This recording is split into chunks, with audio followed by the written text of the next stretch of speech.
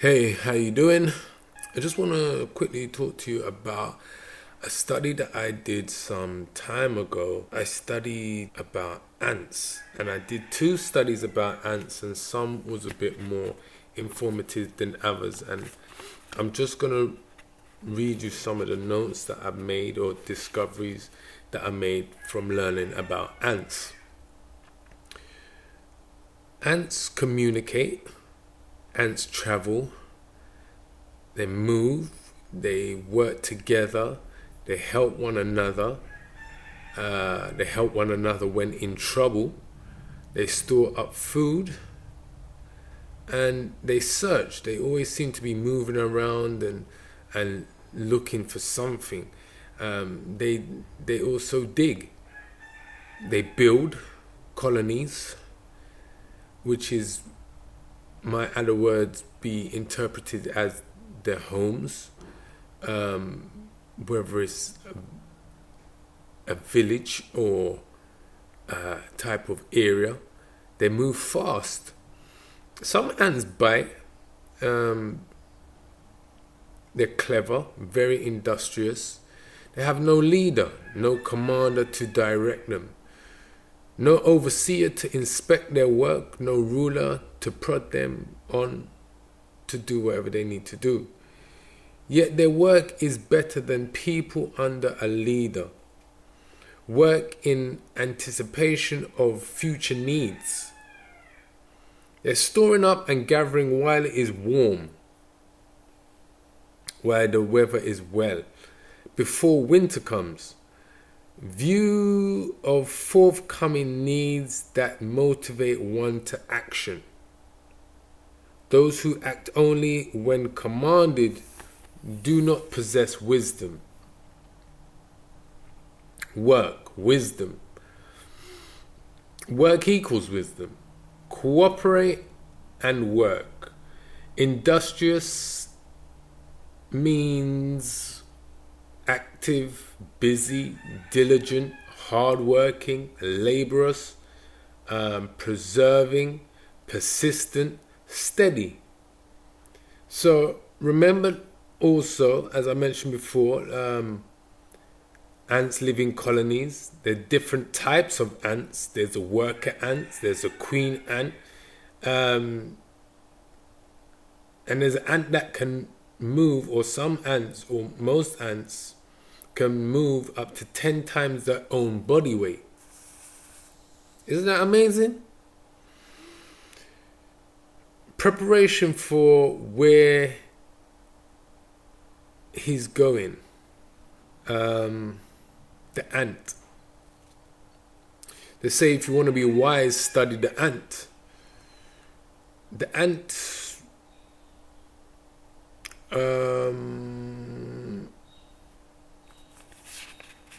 is totally different compared to the sluggard. But let's continue what I've learned and discovered from studying ants. Ants prepare for the winter while it is summer, as I mentioned before. The ant works forwards and not backwards. Doesn't work for the present. So it's about thinking ahead. Look ahead. Persons build for the next move. Prepare yourself. Disregards his enemy, the ant. Disregards his enemy and busy getting ready for where God is taking a person or taking them to. Get it ready in advance. Whatever you're doing, you can get it ready in advance. What I was doing here, what I'm actually talking about here is the way how the ant can be similar lessons or principles can be learned from the ant and applied to your own life. As the ant would get ready for the future, whether it's food or building his colonies, so can man. So can persons, whether it's people of God or not people of God, God acts. Stop reacting. I gotta go to the next level. Ants grab something bigger than himself or themselves. Ants are always, I would say, and like this, ants stretch their selves to be stronger in moving a task or a duty that is bigger than themselves. They always seem to be moving around objects that is much larger and greater than themselves. Not in all cases, but that's one of the things that I've learned from ants. Just slightly changing the subject for a moment. When some of the great things that was mentioned from the aspects of little things that seem great, and another creature was mentioned was the corny, which positions itself, strength, repositioning, being able to hide itself, operating from a position of strength. The locust never does anything by themselves. Got to run with a pack who's got a hunger for life. Surrounds yourself with people who can help you. Keep on fighting, knocking on doors. These are some great creatures that principles can be learned from to apply. Now, getting back to the ants, if we just examine how an ant looks, an ant has maybe 6 legs, antennae, and 3 parts of its body: the rear end, the front end, and the center. No. What I want to focus on is that the ant is wise, very hardworking, preserves, cooperates diligently, responsible, takes initiative, enjoys learning. Well, that is for man to be able to apply to himself. It is always good to learn. It is always good to stretch, to go to places and learn, and to be able to stretch yourself and strengthen yourself and exercise your strength to be able to maneuver and move tasks and objects that may be greater than yourself. Now, the ant is a great thing in a small package. But let's look at some other creatures as well as the ant. Now, the spider is another great creature. The spider ending up in a place where it creates its own web.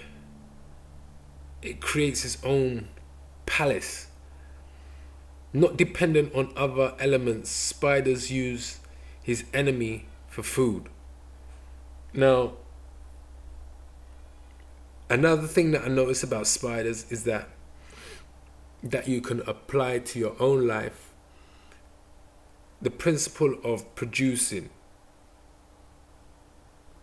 Produce what you have inside of you from God to be productive. The spider, if you notice, the spider always creates a web, a silky textured web that is formed from within the spider. You may have heard some person say in the past that use what God has given you to use, or use what is in your hand, like how, for example, the rod that Moses had from Bible days is something that he used at the time, which was placed in his hand. Now, it's not necessarily what somebody else has in this particular case that I'm talking about, but produce what you have the ability to produce, which is within you. Some persons have skills and talents that is beyond your wildest imagination, but each and every person has been given their own skill, their own ability, their own power, if you will, creativity, capability to produce something, to produce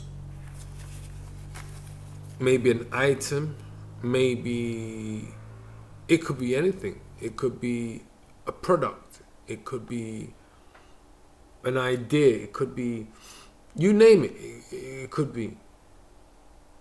So what else can we learn from the spider? The spider continually is producing. It's time to be productive. If you're not productive already, it is time to be productive. Spiders doesn't grieve over the loss of a house or a web it builds. It simply builds another one. Still have what God put in you. Do not cast away your confidence. Do not cast away your ability to be able to achieve and to be able to create what you have or what you're able to, as well as discover what you have been unknown to produce in the past, or in the future, shall I say. Because within each person, I believe, each person has the ability to become a success. Whether there's hindrances, or maybe it's just not the right time for a person to become what they want to be. Another person says that the time is now. And you have to really try and discover what God has put on the inside of you. What abilities, capabilities, powers, and creativity you can actually produce. So keep on producing wherever you are, whatever you're doing. Discern more with your spirit, with your own spirit. Open your mouth. Powers and death is in the power of the tongue. Productive. Keep on producing. Don't stop, even if you can't do what you used to do. Something else. Do something else. If you can't do what you used to do, do something else. Just produce. Work your way out of it. So I want to just quickly recap on some of the studies of ants, and then I'm going to talk to you about, just for a little while, about the sluggard. The sluggard is very different from the ant, as you know, but let's just quickly talk about the ants. Just recap over what the ants do. They never stop working. They never ever stop working. They work together. Ants are strong. Army ants eat everything and keep moving. There's different types of ants. Together achieve more. They place group interests first. Ants are good citizens. They're from a union, or they form a union, and they're in the union is strength. Teamwork is less me and more we. Many hands make light work. Teams is the means by which great things are done. Each ant or ants play a role in their colony. Ants work for a common cause. Ants' colonies create more colonies. Ants communicate. Ants rescue fellow ants. That's just a quick recap of the ants. But let me just talk briefly about the sluggard. Now, the sluggard is very different in appearance compared to the ant. If you notice the sluggard, it tends to have one form in its body, or within its body. The sluggard is like, it seems like a muscle that is not really being used very fast or very efficiently. It is very slow. It's larger than the ant, and it may have antennae also, but the sluggard leaves a trail behind itself, which I'm not quite sure what the purpose of the trail is for. Some may see it as maybe a mess, or it's a type of form of liquid, or like a type of gel. But as I was saying, what you notice about the ant is that it moves quite swiftly. It is a lot smaller than the sluggard. It has antennae also, but it has 3 times the amount. Well, in fact, it has 2, 4, maybe even 6 times the amount of legs to maneuver faster than the slug. The slug doesn't have any legs, and it has 3 parts of the body. Now, when I was reading on the difference between a sluggard and an ant, or researching, I came across an article that said that the sluggard is foolish. Now, I don't know how they came to the conclusion that the sluggard is foolish, but I do see how they can say that the sluggard is lazy, because it is very slow in maneuvering to its destination, and it is like it is idling, in the sense of it's moving so slow it doesn't seem like it's going anywhere at all, anywhere fast. And I can't say that I've ever seen a slug or a sluggard working. Maybe it wants to work and it can't work, but in the article I read, it said it hates work. The sluggard acts like a know-it-all, and it makes excuses, doesn't finish things, and doesn't want to learn.